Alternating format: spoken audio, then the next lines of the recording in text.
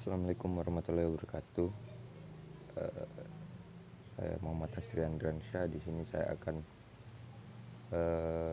melanjutkan video dari video pertama tentang metode mabak dengan cara menggunakannya, dan di sini saya akan menerangkan dengan sumber contoh salah satu contoh yang bisa saya terangkan secara lebih detail lagi. Oke, kita langsung saja. Pada contoh ini sudah menerangkan bahwasanya ada diketahui alternatif dan juga yang sebagai A, kemudian ada kriteria sebagai C, kriteria pilihan, sehingga bobot kriteria bisa juga diberikan di sini secara langsung. Bobot kriteria juga bisa diberikan dari teman-teman yang ingin mengambil keputusan dengan menggunakan metode ini seperti pada tabel 1. Nah, kemudian setelah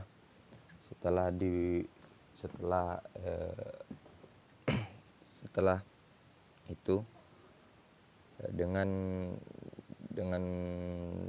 sesuai pada rumus langkah pertama, yaitu matriks keputusan awal, telah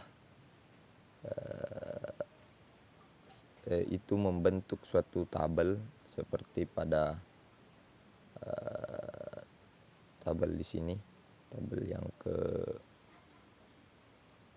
tabel langkah 1 alternatif matriks keputusan awal. Kemudian setelah kita mengetahui beberapa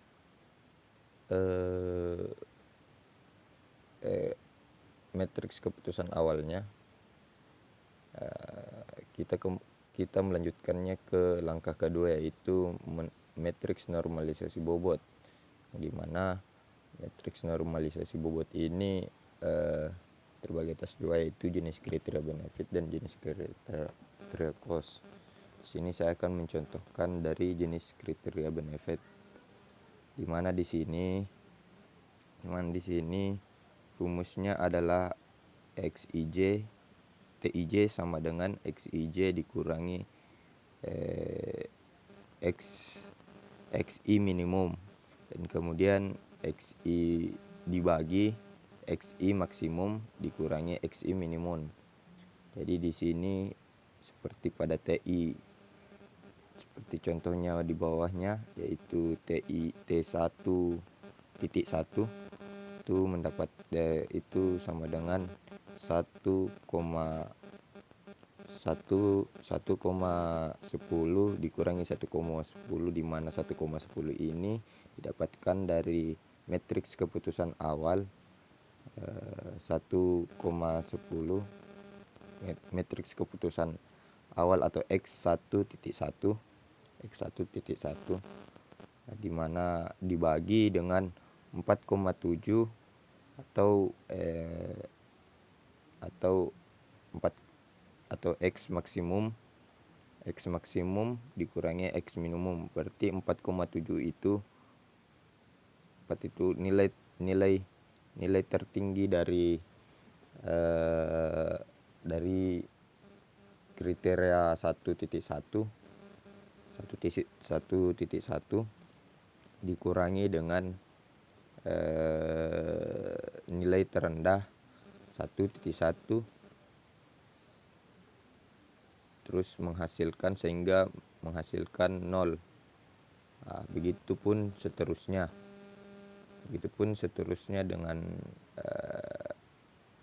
dengan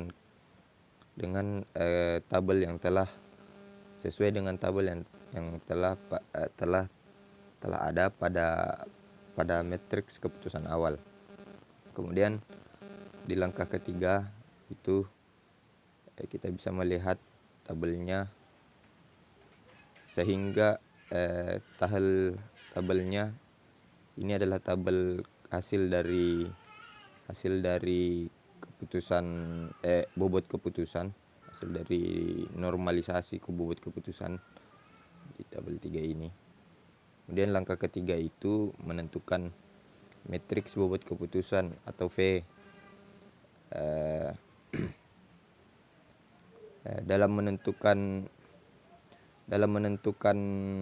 matriks bobot keputusan itu menggunakan rumus VIJ sama dengan VI XT VI dikali XT dikali VI dikali TIJ ditambah WI, di mana WI di mana contohnya kita lihat pada T1.1 yaitu WIJ-nya itu adalah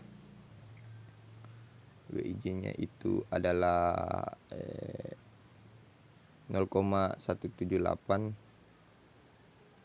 di mana didapatkan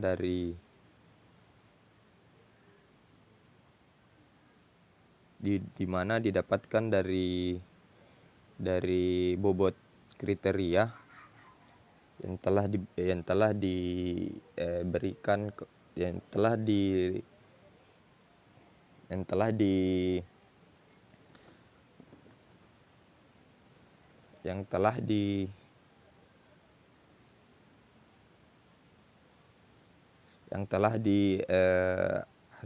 dari kriteria bobot. Yang pertama itu 0,178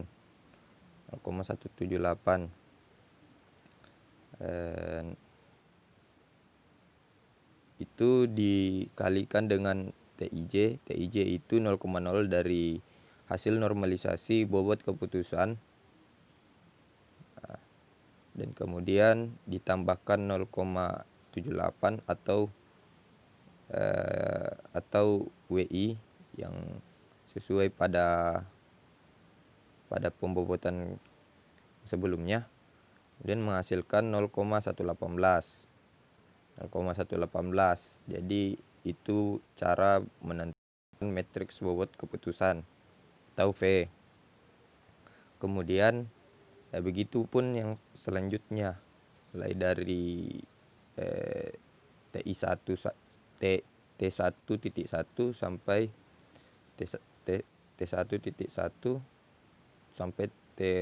sampai seterusnya.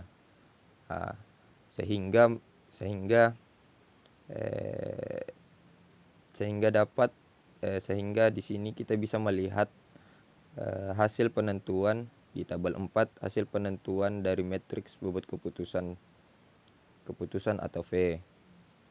Nah, setelah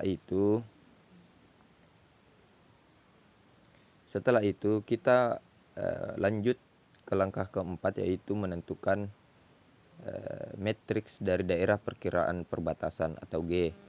Di sini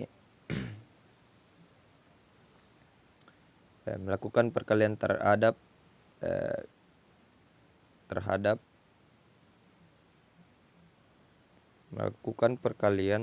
nilai pada masing-masing kriteria yang sama, maka total perkaliannya dipangkatkan dengan 1 per jumlah alternatif.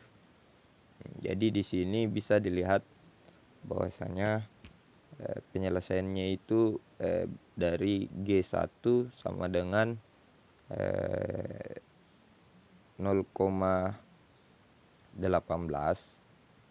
0,30, 0,31, itu dari kriteria awal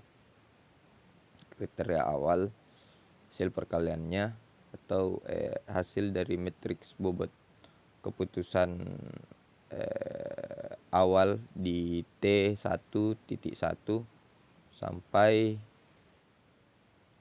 di 0,13 sampai di T1.8.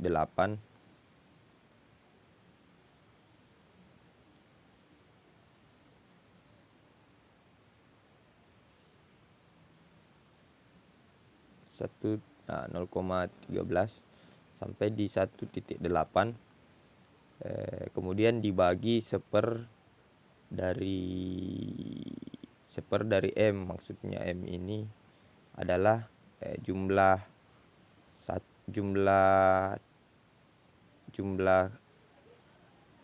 dari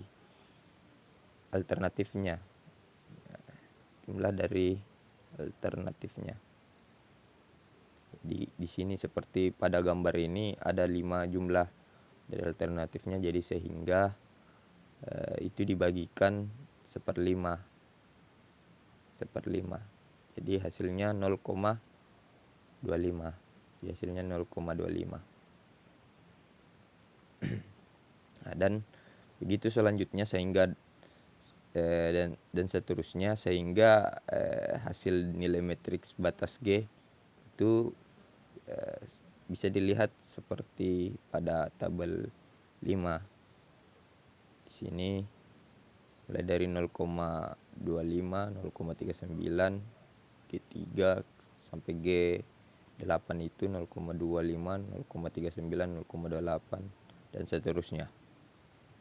Kemudian setelah itu perhitungan matriks jarak alternatif. Langkah kelima yaitu perhitungan matriks jarak alternatif dari daerah perkiraan perbatasan atau KI. Dengan rumus KI sama dengan V kurangi G. Di mana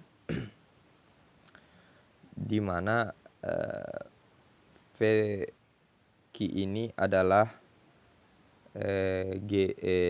hasil nilai matriks batas. Kemudian V1.1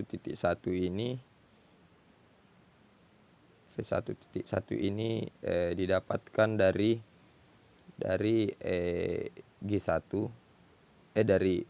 didapatkan dari mana itu?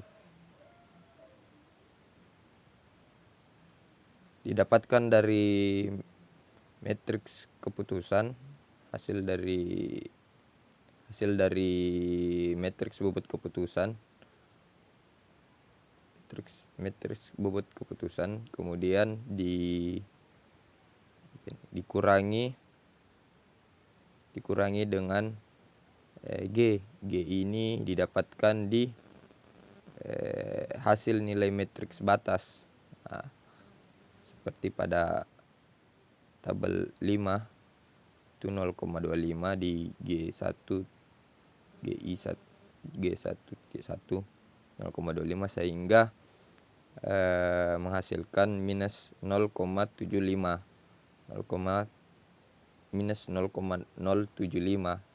Begitupun dengan selanjutnya akan begitu seterusnya dengan rumus Q sama dengan V dikurang G. Dengan rumus tersebut maka akan membentuk suatu tabel sesuai dengan sesuai pada tabel 6, yaitu tabel hasil perhitungan matriks jarak alternatif dari daerah perkiraan perbatasan atau KI. Nah, begini. Setelah hasil perhitungan matriks jarak alternatif dari daerah perkiraan perbatasan ini ditemukan, kemudian kita melanjut ke langkah yang paling terakhir, yaitu perankingan alternatif. Berdasarkan rumus ini S1 dan kemudian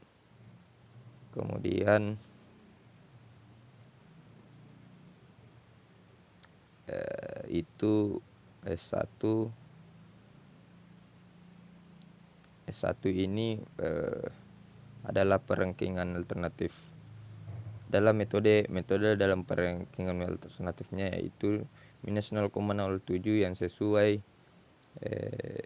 dengan hasil perhitungan matriks jarak alternatif pada langkah sebelumnya. Ini ini kemudian dijumlahkan dari 1.1, 1.2, 1.3 sampai seterusnya 1 titik terakhir. Nah, seperti pada ini contohnya ini, dan memberikan suatu dan menghasilkan minus 0,1. Nah, semua kriteria semua dari alternatif 1 sampai 5 akan dijumlahkan sehingga menghasilkan sebuah tabel sesuai pada gambar ini.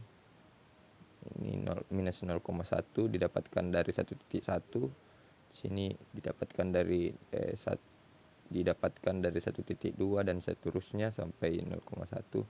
Kemudian kita melakukan perankingan, di mana di sini perankingannya itu nomor 1 dimulai dari angka yang paling